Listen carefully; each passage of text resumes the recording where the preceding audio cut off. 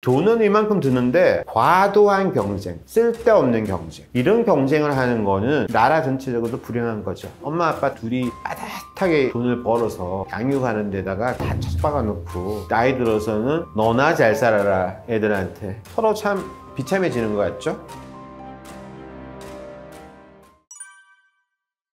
누가 게임을 하더라고요. 지구온난화로 인구가 줄어드는 거하고 대한민국 인구 소멸이 어디가 빠른가. 대한민국에서 이제 지금 말하는 것처럼 0.75로 인구를 낮춘다면 인구가 소멸될 거 아니에요. 지방 소멸이라는 말은 이미 많이 나오잖아요. 그리고 이제 2070년 인구가 한 절반 정도로 줄어드는 거고, 만약에 이 상태로 간다면은 영에 수렴할 수가 있는 거죠. 무서운 거는 인구가 고령화되는 거잖아요. 아기가 안 태어나요. 나이 든 사람들만 산다고 생각을 해보세요. 지하철 타보면은 그림 많이 봤잖아요. 나이 드신 분들이 쫙 있고 그 옆에 나이 드신 분 4명 있고 어린이 1명 있고, 그 모습을 보면은 경제가 성장하는데 젊은 사람들이 있어야 신선한 아이디어도 나오고 역동성이 넘치고 활기가 넘치죠. 근데 나중에 나이 드신 분들은 일을 못할 거 아니에요. 그러면 그분들을 부양할 수 있는 게 있어야 되는데, 나라 살림살이로 연금이라든지 이런 것들이 충분하다면 또 모를까, 이제 일하는 사람들이 돈을 벌어서 나이 드신 분들을 또 먹여 살려야 되는 거잖아요. 그러면 우리가 말하는 흔히 경제학적으로 말하는 생산 가능 인구, 이런 인구들은 너무 작고 그 위에 계시는 분들만 많으면은 노쇠한 인구가 되는 거예요. 자, 여기서 우리가 하나 교훈을 받을 게 있어요. 사실 그전에는 인구를 노동력으로 생각한 거예요. 어떤 물건 생산하려면은 노동자도 있고 기계도 필요하잖아요. 태어나서 너 밥벌이는 다 한다. 10명씩 나왔잖아요, 어떤 데는. 그리고 죽기도 하고, 그리고 난 다음에는 밥벌이 다 할 수 있는 사람들이 가서 일하고 산에 가서 나무도 베고 이런 시절이었던 거죠. 근데 거기에서 이제 한 명만, 너만 잘 돼, 우리 집의 기둥이 되어라, 이런 거잖아요. 그래서 그 사람들이 또 이제 리더가 되고 집안을 이끌게 되었는데, 이제 그게 아닌 거예요. 왜냐하면 자녀를 비용으로 보는 거죠.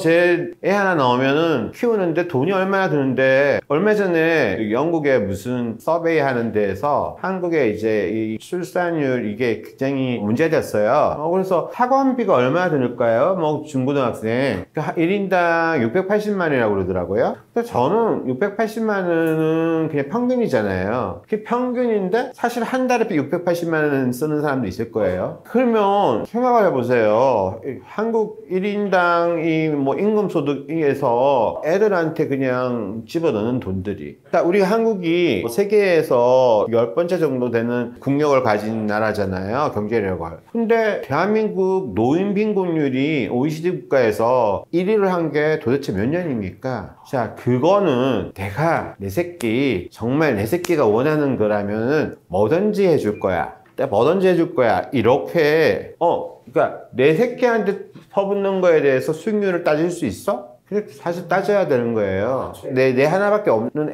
애한테 모든 걸 줘야지. 너무 엄마들이 그런 거 말 많이 하잖아요. 어떻게 애한테 이거를 돈의 개념으로 환산해서 하느냐. 사실 모든 사람들이 그렇게 한다면은요, 이 세상은요, 경제계는 도가니 속에서 숨을 쉴 수 없는 곳이에요. 어린이는 놀아야 한다면서요, 드라마에서.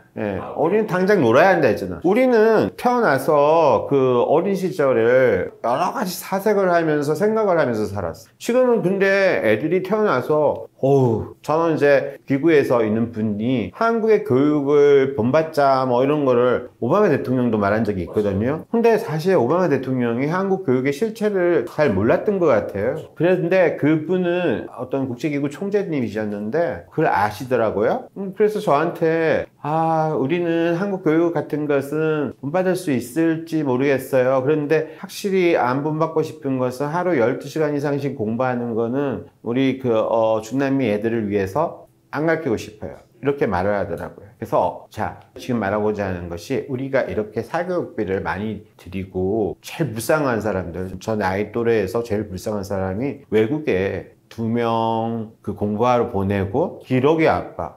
이거 정말 답이 없잖아요. 그리고 너무 슬프잖아요. 슬픈 현실이에요. 왜 우리가 이런 삶을 살아야 되죠? 근데 이게 모든 사람들이 내 자식만 잘 되면 된다, 이런 생각 가지는 거잖아요.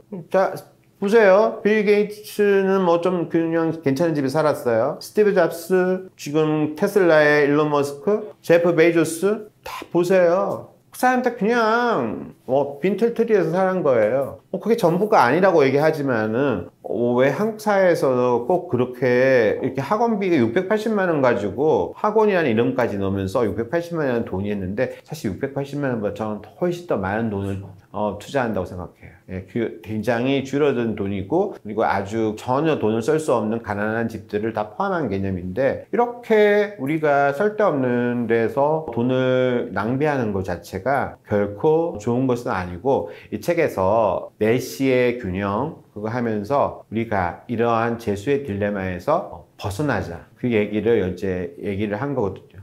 기업들은 임금을 싼 곳으로 가고 세금 싼 곳으로 가고 점점 이런 경쟁을 하다 보면은 제살 깎아먹기가 되잖아요. 우리도 중고등학생들 대치동에서 그렇게 차에서 기다리고 그러는 거 보면은 마음 아프잖아요. 인권 유린은 아니에요? 저는 그런 생활을 안 해봤기 때문에 너무 행복한 것 같아요. 사실은 그전에는 교육이라는 거는 10명 중에서 너 한 명만 하면 돼. 그리고 또 장남이 공부를 정말 하기 싫다. 그러면 다른 애, 공똘똘한 애. 한 명 해가지고 다른 애 사람들이 다 봉사를 해서 했고 그 사람이 또 먹여 살렸어요. 다 이렇게. 근데 지금은 그런 사회가 아니잖아요. 근데 이제 너나 할 거 없이 대학 진학률이 80%가 돼.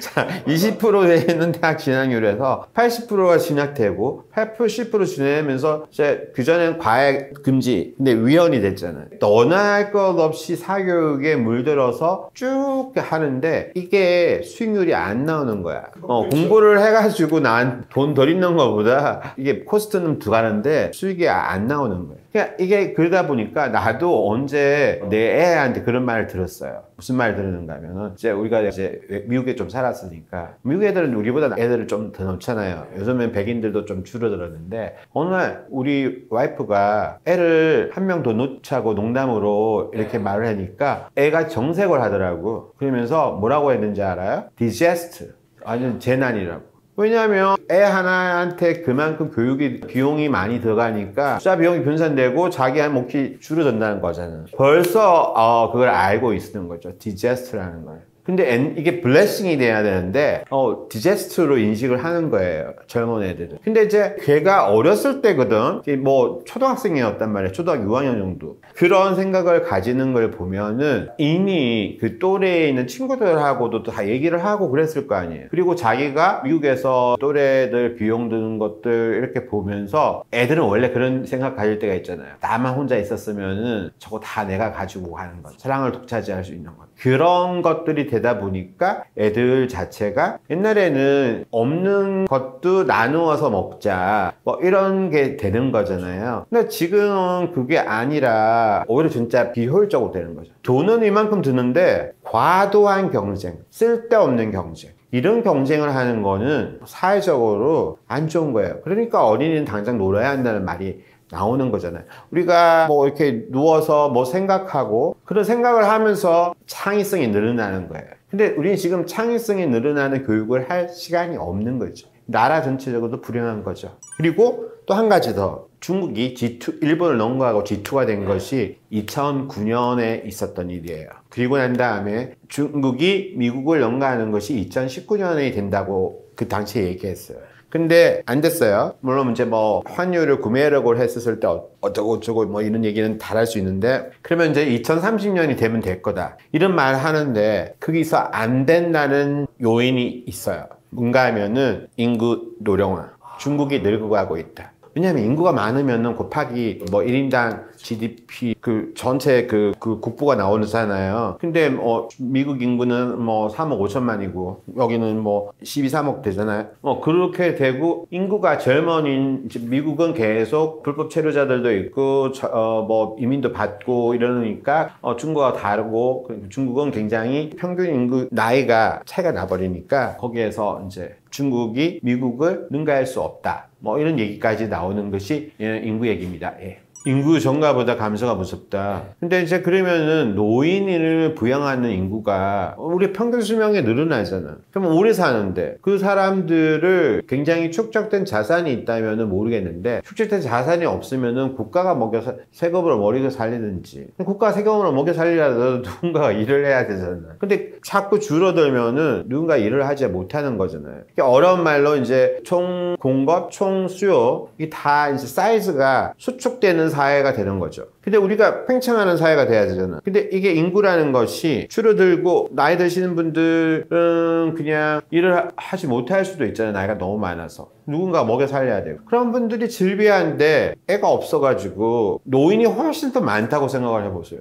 너무 많은 인구하고 너무 줄어든 인구하고 맞지 않잖아요. 일본 소설 같은 거 보면 나와요. 몇 살 이상인 애들을 다 죽여라. 이탈리아에서도 이 소설에도 나오고 다 나와요. 왜냐하면 그런 시대를 이미 일본은 늙어갔잖아요. 일본을 보면 알고 있는 거예요. 우리가 지금 일본한테 뒤질 게 없잖아. 그렇게 보면은. 그렇지만 70년대에 일본은 고령화 단계를 거쳤단 말이에요. 그러면서 지금까지 이제 일본 인구라는 것도 생각하고 일본이 가장 장수한 나라 아니에요. 그 거쳐서 그 일본 소설이나 그 이탈리아 소설 이런 거 보면은 몇 살 이상인 사람들을 죽여라는 그런 내용을 가지고 이야기를 꾸민 게 되게 많아요. 예. 젊은 이들이 많으면은 경제 활동을 할 수 있는 사람들이 많으면은 GDP가 늘어날 거 아니야. 근데 이제 그렇지 않고 나이 드신 분들은 그냥 나중에 은퇴해서 돈이 많으면은 그거 가지고 쓰고 쓸 수는 있지만은 경제 활동에 참가할 수 없는 거고.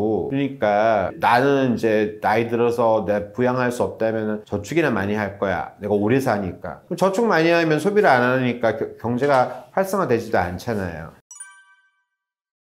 사실 인구를 돈의 조건으로 하는 거는 옳지 않다고 생각해요. 왜냐하면 아까 말한 것처럼 680만 원 드는데 잠시 애 놓는다고 돈 얼마 준다 뭐 이런 거 가지고 잠시 보조금 준다고 해가지고 애를 놓을까요? 그렇지 않아요. 내가 기본적으로 지금 고양이나 개를 키우는 게 더 좋아. 그리고 나 혼자 살면서 이거 뭔가 하면은 고비용 저효율 사회로 갔기 때문에 그런 거예요. 그러면은 과거처럼 돼야 되는데 이제는 사람들이 생각이 바뀌어야 된다는 거죠. 고비용으로 자 누가 집값 올렸어요? 사람들이 다 올린 거잖아요. 그쵸? 뭐 인플레이션이 있으니까 집값이 오르는 부분들은 어쩔 수가 없지만은 왜 자기 어른들 중에서 생각하기를 집이 올라야 된다고만 생각을 하냐고. 집이 올라야 되는 건 맞는데 너무 남의 집들하고 비교해가지고 이렇게 담합도 해가지고 내려가면 절대 안 돼. 그러면은 그거 다른 애들은 어떻게 볼 건데?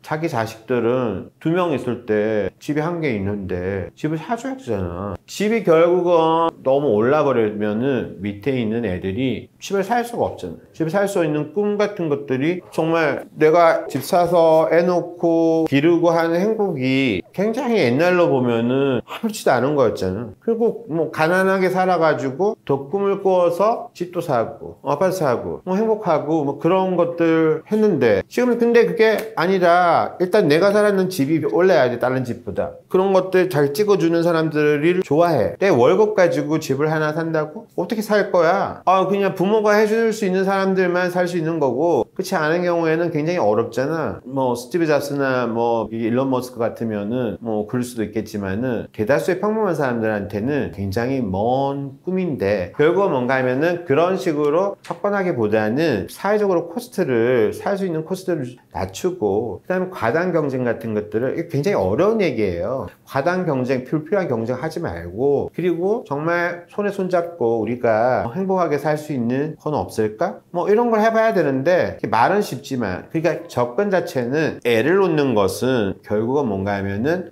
내 노후가 편하게 보장되어 있고 그 다음에 내가 애를 키우는데 양육 비용이 줄어들고 그리고 그 가운데서 내가 애를 놓고 행복을 누릴 수 있는 그런 생각이어야 되는데 지금은 엄마 아빠 다 둘이 더블 인컴으로 해가지고 빠듯하게 돈을 벌어서 양육하는 데다가 교육비에다가 다 쳐박아 놓고 나중에 나이 들어서는 버림받았다고 보기보다는 애들 뒷바라지 하는데 다 돈 썼어. 집 사는데 돈 써서 애들 키우는데 돈 썼어. 뭐 이런 거 하다 보니까 뭐 세월 다 가는 거 아니에요? 너나 잘 살아라 애들한테 손 벌리지나 말아라 이렇게 되는 거죠. 그러니까는 서로 참 비참해지는 것 같죠.